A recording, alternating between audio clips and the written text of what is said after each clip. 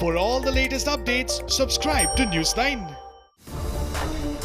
After holding a state cabinet meeting, the Kerala government has finally approved to restart the sale of liquor on May 28th. As several states decided to reopen liquor outlets amid the lockdown, the Kerala government decided to refrain from giving its approval to restart the sale of liquor, citing overcrowding in front of the outlets.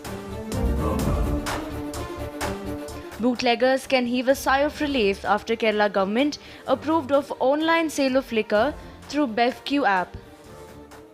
Kerala government launched BevQ app to restart the sale of liquor in the state, which sees one of the highest liquor consumption in the country.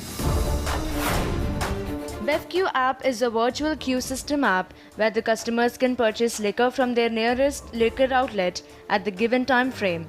The customers who wish to buy liquor should purchase e-tokens through the app. The BevQ app launch has faced a lot of delay after Google questioned Kerala State Beverages Corporation about the security issues. After checking security issues with the alcohol app, Google gave permission for BevCo to launch the virtual liquor app. Despite Google's approval, BevQ app will undergo a series of trials on Google Play Store and by creating a test scenario of 10,000 people under the user technical level. 50 people can be served tokens in one counter in an hour, and around 4.8 lakh tokens will be distributed initially.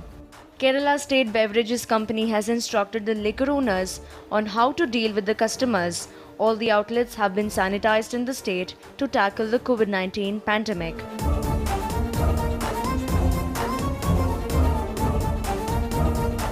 "551 bars, 260 beer and wine parlours have given their consent letter to state-run BevCo to sell alcohol as takeaways. Opposition leader Ramesh Chennithala alleged that Kochi-based company Fairco Technologies, which developed BevQ app, will gain 50 paisa for each token while placing the order.